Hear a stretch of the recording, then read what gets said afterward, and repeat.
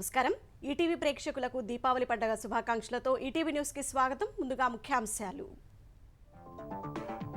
ఆంధ్రప్రదేశ్ ప్రయోజనాలపై నోరు పెదపని వైకాపా ఎంపీలు. 30 మంది ఉన్న విభజన హామీలపై ప్రశ్నించని నేతలు.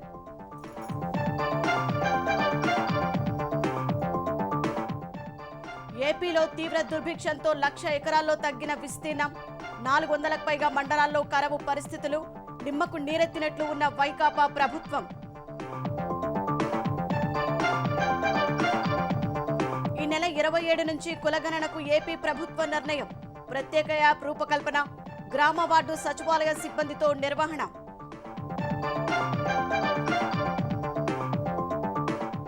దీపావళి తర్వాత మరింత జోరుగా ఎన్నికల ప్రచారం. ఈ నెల 24 తర్వాత మరోసారి ప్రధాని పర్యటనలు. 15 నుంచి రంగంలోకి సోనియా, రాహుల్, ప్రియాంక. మళ్లీ అధికారంలోకి వచ్చాక గిరిజన బంధు ఇస్తామన్న హరీష్ రావు. భారత సర్కార్ రాకముందు అభివృద్ధిని పోల్చి చూసుకోవాలని సూచన.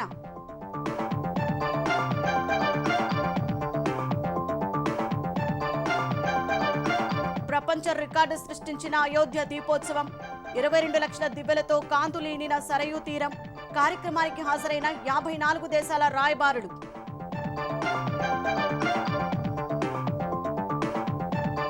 ఇజ్రాయెల్పై బుర్ఖాన్ క్షిపణిని ప్రయోగించామన్న హెజ్బుల్లా చీఫ్. గాజాపై యుద్ధం ఆపకుంటే మరింత విధ్వంసం తప్పదని హసన్ నస్రుల్లా హెచ్చరిక.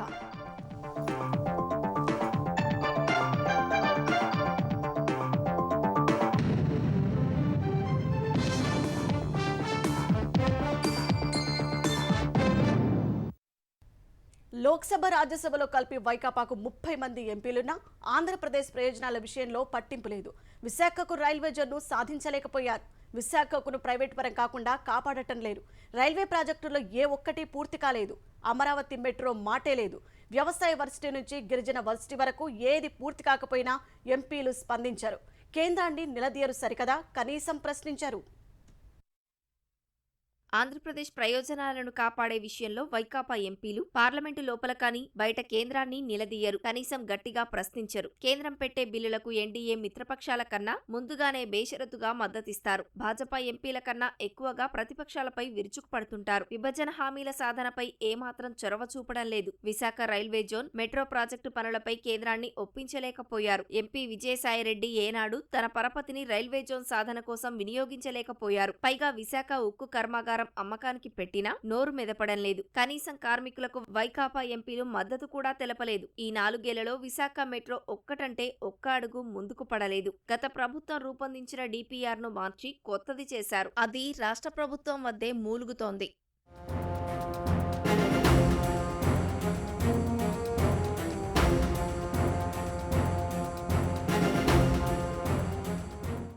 అమరావతి ప్రాంతం మీదుగా పెర్రుపాలెం, అమరావతి, నంబూరు డబుల్ లైన్, అమరావతి, పెదకూరపాడు, సత్తెనపల్లి, నరసరావుపేట మధ్య కొత్తగా సింగిల్ లైన్ కలిపి 106 కిలోమీటర్ల మేర నిర్మాణానికి 2,679 కోట్లతో డిపిఆర్ పూర్తయినా ఇప్పటికీ ఆ ప్రాజెక్టు సాధించలేకపోయారు. కడప, బెంగళూరు మధ్య 268 కిలోమీటర్ల ప్రాజెక్టు 2,849 కోట్లతో చేపట్టినా పనులు సాగడం లేదు. నడికుడి, శ్రీకాళహస్తి మధ్య 2,700 కోట్లతో 300 కిలోమీటర్ల రైల్వే లైన్ది అదే గతి. 2,125 కోట్లతో 57 కిలోమీటర్ల మేర ప్రతిపాదించిన కోటిపల్లి, నరసాపురం రైల్వే లైను పనులకు దిక్కులేదు. రాయదుర్గం, తూముకుంట రైల్వే లైన్లో ఏపీ పరిధిలో మిగిలిపోయిన కేవలం 30 కిలోమీటర్ల పనులను పూర్తి చేయించలేదు. ఆంధ్రప్రదేశ్ కు జాతీయ రహదారుల ప్రాజెక్టులను ఎంపీలు సాధించలేకపోయారు. అనంతపురం, అమరావతి మధ్య 384 కిలోమీటర్ల మేర ఎక్స్ప్రెస్ వేకు కేంద్ర ఉపరితల రవాణా శాఖ ఆమోదం తెలిపినా ఆ ప్రాజెక్టును వైకాపా ప్రభుత్వం పక్కన పడేసింది. దీనికి బదులుగా సత్యసాయి జిల్లా కోడూరు నుంచి పులివెందుల నియోజకవర్గం మీదుగా ప్రకాశం జిల్లా మేదరమెట్ల వరకు కొత్త రహదారి ఏర్పాటుకు ఏపీ ప్రభుత్వం ప్రతిపాదించింది. అమరావతికి కేంద్రం మంజూరు చేసిన ఓఆర్ఆర్ పనులను ముందుకు సాగనివ్వకుండా చేసి దాని స్థానంలో విజయవాడకు తూర్పు వైపు బైపాస్ ను ప్రతిపాదించింది.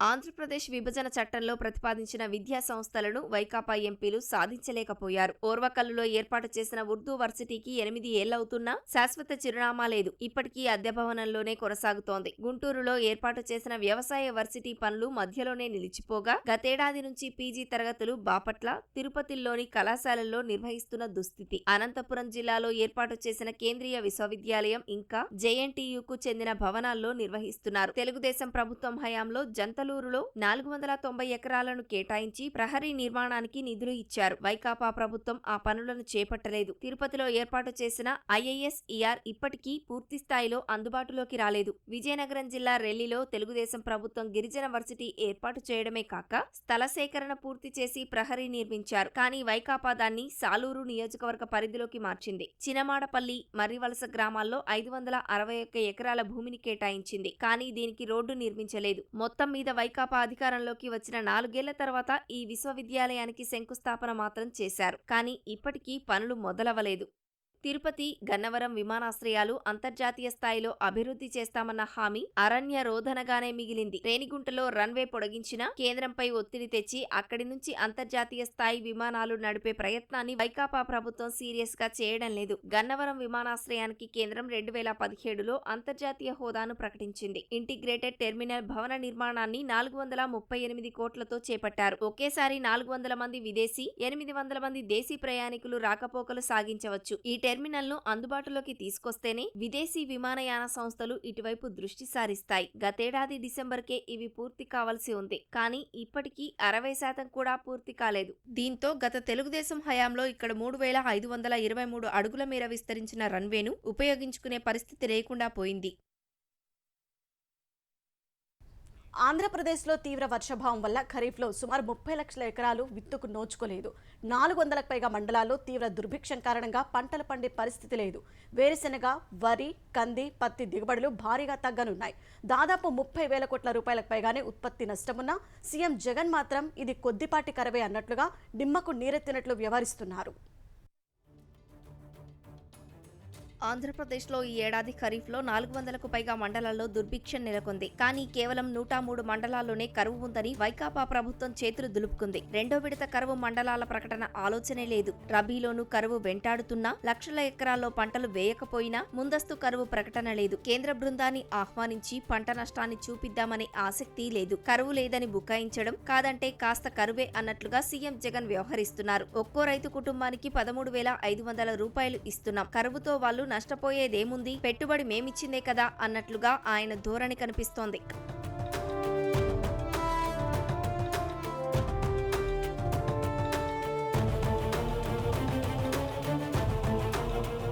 కడుపు నిండినోళ్లకు రైతు కరువు కష్టం ఏం తెలుస్తోంది అన్నట్లుంది ఏపీలో పరిస్థితి. యథారాజా అన్నట్లు అధికారులు కరువు నివేదికల తయారీని వదిలేశారు. రెవెన్యూ, వ్యవసాయ, ఉద్యాన, ప్రణాళిక శాఖలన్నీ మౌనం పాటిస్తున్నాయి. ఖరీఫ్ లో సుమారు 30 లక్షల ఎకరాలకు పైగా సాగు విస్తీర్ణం తగ్గినా ప్రభుత్వం పట్టనట్లుగా వ్యవహరిస్తోంది.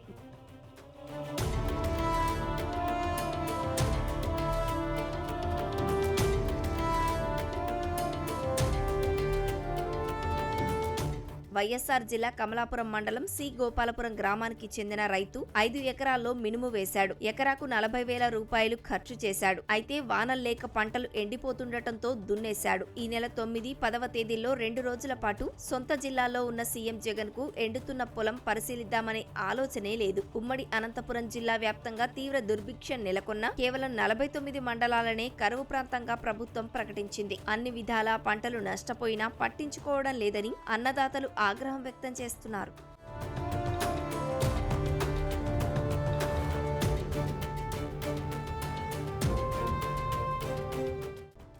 ఆంధ్రప్రదేశ్లో సాధారణం కంటే జూన్లో 31%, ఆగస్టులో 34% తక్కువ వానలు కురిసినా పంటల సాగు 30 లక్షల ఎకరాల మేర తగ్గినా ముందస్తు కరువు మండలాలను ప్రకటించలేదు. బీడు భూములు, ఎండిన పంటలు, ఉత్పత్తి నష్టం, పెట్టుబడి రాయితీపై ఇప్పటి వరకు స్పష్టత ఇవ్వలేదు. కరువు తీవ్రతపై కేంద్రానికి నివేదికలు పంపిస్తే అక్కడి నుంచి బృందాలు వచ్చి నష్టాన్ని అంచనా వేస్తాయి. కానీ ప్రభుత్వానికి అదేమీ పట్టడం లేదు. కరువుపై సమీక్షించడానికి కూడా ప్రభుత్వానికి తీరిక లేకపోయింది. మాకెందుకొచ్చిన గొడవ అని అధికారులు మిన్నకుంటున్నారు. పేర్కొంటున్నారు. నివేదికల రూపకల్పనలో అన్ని విభాగాలు మొక్కుబడిగా వ్యవహరిస్తున్నాయి. నెలవారీగా పంటల స్థితిగతులు, కరువు పరిస్థితులపై నివేదికలు తయారు చేసే ప్రణాళికా విభాగం అయితే ఆ మాట ఎత్తడానికే భయపడుతోంది. అది మా పని కాదు, వ్యవసాయ శాఖ వ్యవహారమని అధికారులు తప్పించుకుంటున్నారు.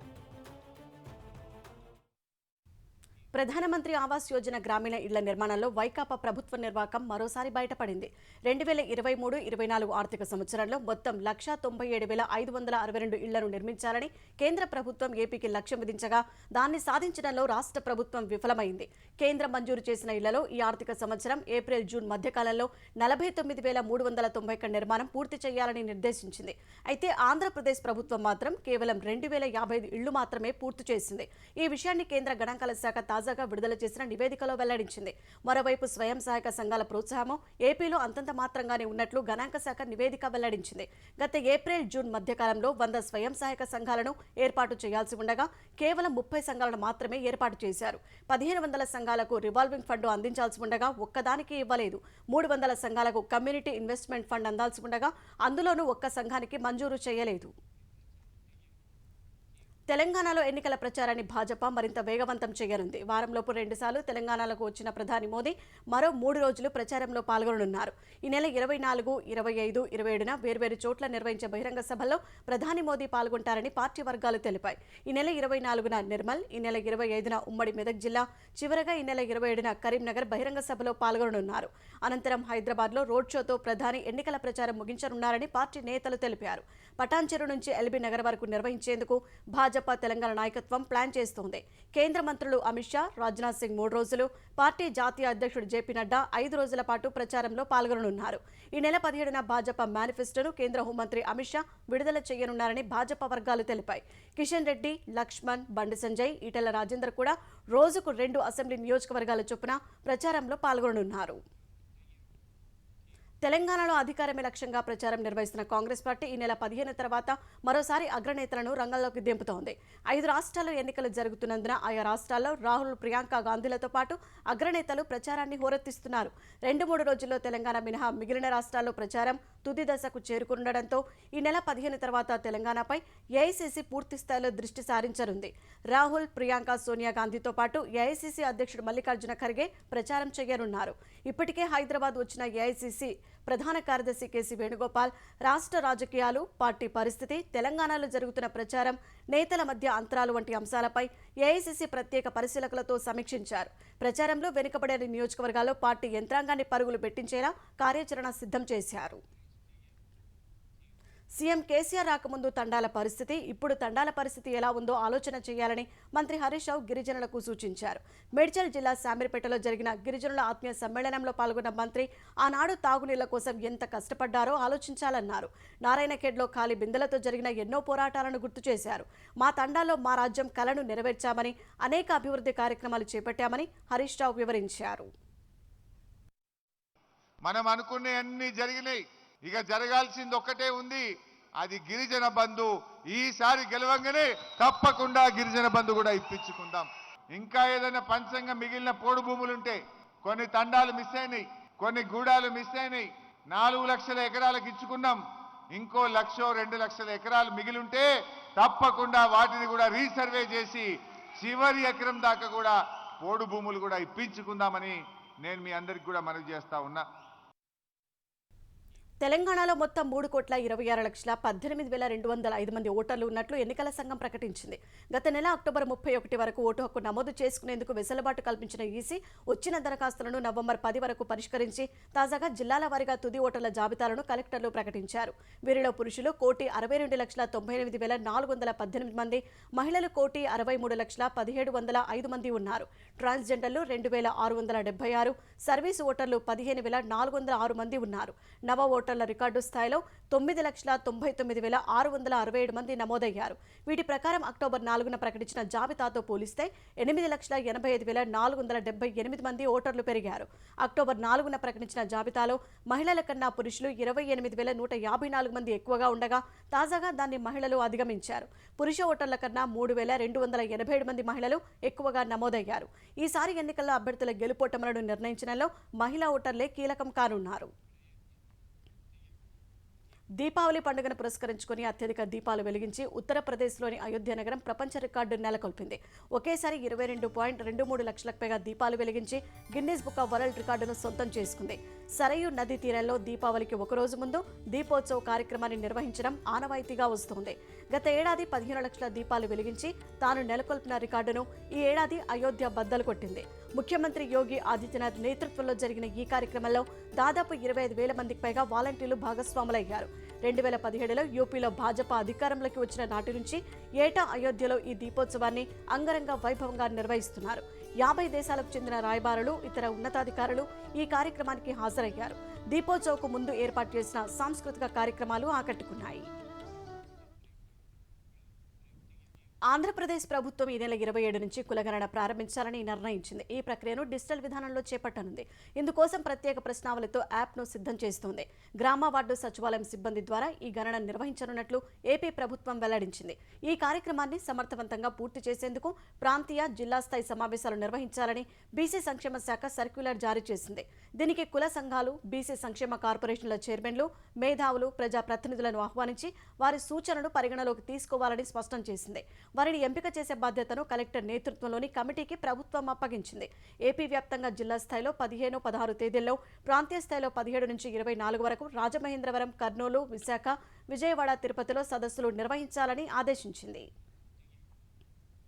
వైకాపా ప్రభుత్వ అవినీతిని జనసేన ఆధారాలతో ఎండగడుతుంటే మంత్రులు అసత్యాలతో ఎదురుదాడి చేస్తున్నారని ఆ party PSC chairman Nadendla Manohar మండిపడ్డారు. కోట్లు ఖర్చు పెట్టి పాల విలువ పథకం అమలు చేస్తుంటే పాల ఉత్పత్తి ఎందుకు పెరగలేదని ప్రశ్నించారు. పాల విలువ పథకంలో 1,000 కోట్ల అవినీతి జరిగిందన్న మనోహర్ ఆ డబ్బు ఎవరి ఖాతాలోకి వెళ్లిందో చెప్పాలని డిమాండ్ చేశారు. నవంబర్ 14 నుంచి ప్రతిరోజు వైకాపా చేస్తున్న అవినీతి స్కామ్ల గురించి బయట పెడతామని వెల్లడించారు. 5,60,000 పాడి పశువులు మహిళలకి మేము ఆదుకున్నాం ఈ కార్యక్రమం ద్వారా అని చెప్పే మంత్రి నిన్న సమాధానంలో 22 లక్షల లీటర్ల గురించి మాట్లాడడం లేదు. అమూల్ డైరీకి ఈ రోజున 2,73,000 లీటర్లు పాలు సేకరణ జరుగుతోంది ప్రభుత్వం నుంచి అని చెప్తున్నారు. ఇక్కడే దొరికిపోయారు కదా మీరు నిజంగానే ఆ విధంగా అన్ని పశువులు కొనుంటే సాధ్యమయ్యే పని కాదు. గతంలో రాజశేఖర రెడ్డి గారు ముఖ్యమంత్రి ఉన్నప్పుడే నేను చెప్పాను, 4 సంవత్సరాలు కష్టపడితే 50,000 దాటలేదా సంఖ్య. ఎందుకు ఈ విధంగా మోసం చేస్తున్నారు? ఎక్కడ పోయినాయి డబ్బులు? ఈ విధంగా మీరు స్కాములు చేసుకుంటూ పోయి జగన్మోహన్ రెడ్డి గారు పేదల కోసం ఆలోచిస్తారు. క్లాస్ వార్ ఇదేనా క్లాస్ వార్? డిసెంబర్ 10న అవుట్సోర్సింగ్ ఉద్యోగుల రాష్ట్ర మహాసభ నిర్వహిస్తామని ఆంధ్రప్రదేశ్ జేఏసీ అమరావతి నేత బొప్పరాజు వెంకటేశ్వర్లు తెలిపారు. అవుట్సోర్సింగ్ ఉద్యోగుల న్యాయమైన డిమాండ్లు తీర్చాలని ఆయన ప్రభుత్వాన్ని డిమాండ్ చేశారు. విజయవాడ జింఖానా గ్రౌండ్స్లో నిర్వహించే అవుట్సోర్సింగ్ ఉద్యోగుల రాష్ట్ర మహాసభలకు 26 జిల్లాల నుంచి కాంట్రాక్టు, అవుట్సోర్సింగ్ ఉద్యోగులు హాజరవుతారని తెలిపారు.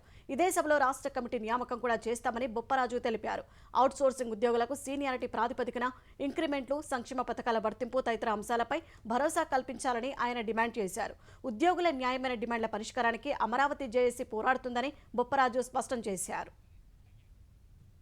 దళితులపై వైకాపా ప్రభుత్వం సాగిస్తున్న దమనకాండను ప్రజలకు వివరించేందుకు సామాజిక చైతన్య యాత్ర పేరుతో బస్సు యాత్ర చేపడుతున్నట్లు సమతా సైనిక్ దళ్ ఏపీ అధ్యక్షుడు పాలేటి ఉమా మహేశ్వరరావు తెలిపారు.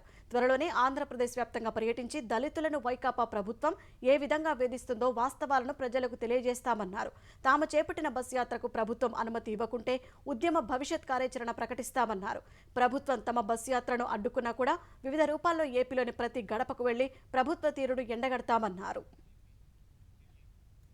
సామాజిక మాధ్యమాలతో యువత ఎంతో జాగ్రత్తగా ఉండాలని, గుర్తు తెలియని వ్యక్తులు పంపించే ఫ్రెండ్ రిక్వెస్ట్ని ఎట్టి పరిస్థితుల్లో అంగీకరించొద్దని హైదరాబాద్ పోలీస్ కమిషనర్ సందీప్ షాండిల్యా తెలిపారు. ఇటీవల 2 యువతుల వీడియోలను నగ్నంగా మార్చి బెదిరించి వారిపై అత్యాచారం చేసినట్లు ఫిర్యాదులు వచ్చాయని వెల్లడించారు. ఈ 2 ఘటనల్లోనూ సామాజిక మాధ్యమాల ద్వారా పరిచయమైన యువకులే ఈ నేరానికి పాల్పడ్డారని ఆయన పేర్కొన్నారు. ఇలాంటి ఘటనలు చోటు చేసుకోకుండా సామాజిక మాధ్యమాల్లో జాగ్రత్తలు తీసుకోవాలని, ఎవరైనా బెదిరింపులకు పాల్పడితే వెంటనే పోలీసుల దృష్టికి తీసుకురావాలని సూచించారు. My request to any girl is, we are all like your brothers. आपके भाई जैसे हैं, बोलिए. आप हमारे को नहीं बोलना चाहते, ये नंबर में वुमेन कांस्टेबल्स को रखेंगे, उनको बताइए आप. I have come here to give strength and हौसला to the parents. ఇజ్రాయెల్పై అధునాతన ఆయుధాలతో దాడులు చేయనున్నట్లు లెబనాన్లోని Hezbollah group chief Hassan Nasrallah వెల్లడించారు. ఇజ్రాయెల్ హమాస్ నేపథ్యంలో పాలస్తీనా మద్దతుదారులను ఉద్దేశించి హసన్ రెండోసారి మాట్లాడారు. తొలిసారిగా బుర్కాన్ క్షిపణిని ఇజ్రాయెల్పై శనివారం ప్రయోగించినట్లు తెలిపారు. ఈ క్షిపణి 300 నుంచి 500 కేజీల పేలోడ్ను మోయగలదన్నారు. అంతేకాదు దాడి చేయగల నిఘా డ్రోన్లను సైతం ఉపయోగిస్తున్నట్లు పేర్కొన్నారు. హమాస్తో భీకర యుద్ధం చేస్తున్న ఇజ్రాయెల్కు లెబనాన్లోని హెజ్బుల్లా గ్రూప్ నుంచి దాడులు ఎదురవుతున్నాయి. పాలస్తీనాకు మద్దతుగా ఈ గ్రూప్ ఇజ్రాయెల్పై దాడులకు పాల్పడుతోంది. ఇరాన్ మద్దతుతో గత వారం రోజులుగా ఇజ్రాయెల్పై దాడులను ఆపరేషన్లను ఉధృతం చేశామని, అధునాతన ఆయుధాలతో దాడికి దిగబోతున్నామన్నారు. ఇజ్రాయెల్లో నిర్దేశించిన లక్ష్యాలపై దాడులు చేసేందుకు హెజ్బుల్లా మిలిటెంట్లు సిద్ధంగా ఉన్నారని హసన్ తెలిపారు. గాజాపై ఇజ్రాయెల్ విరుచుకుపడుతోంది. ముఖ్యంగా హమాస్ కమాండ్ కార్యాలయంగా భావిస్తున్న ప్రధాన ఆసుపత్రి అల్ షిఫాను లక్ష్యంగా చేసుకుంది. ఈ ఆసుపత్రికి దారితీసే రహదారులపై నెత్తుటేర్లు పారుతున్నాయి. హమాస్ ఇజ్రాయెల్ రక్షణ దళాల మధ్య భీకర పోరు సాగుతోంది. అల్ షిఫాకు విద్యుత్ సరఫరా నిలిచిపోయింది. ఇంధనం లేక చివరి జనరేటర్ కూడా నిలిచిపోవడంతో ఓ పసికందు సహా 5గురు ప్రాణాలు కోల్పోయారు. పిల్లల అత్యవసర విభాగాల్లో 39 మంది చికిత్స పొందుతున్నారని, ఇప్పుడు వారి ప్రాణాలకు ముప్పు వాటిల్లుతోందని గాజా ఆరోగ్య మంత్రిత్వ శాఖ తెలిపింది. ప్రస్తుతం ఆసుపత్రిలో రోగులు, వైద్య సిబ్బంది, సాధారణ పౌరులు కలిపి దాదాపు 20,000 మంది ఆశ్రయం పొందుతున్నారని వెల్లడించింది. మరోవైపు స్వీయ రక్షణ కోసమే గాజా స్ట్రిప్లో పోరాడుతున్నట్లు ఇజ్రాయెల్ చేస్తున్న వాదనను అరబ్, ముస్లిం దేశాలు ముక్తకంఠంతో తోసిపుచ్చాయి. శనివారం సౌదీలోని రియాద్లో జరిగిన అరబ్ ఇస్లామిక్ సహకార సంఘాల అధినేతల శిఖరాగ్ర సదస్సులో ఈ మేరకు ఉమ్మడి ప్రకటనను విడుదల చేశాయి. హమాస్ మిలిటెంట్లపై సైనిక కార్యకలాపాలను ఇజ్రాయెల్ దేశం తక్షణం నిలిపివేయాలని డిమాండ్ చేశాయి.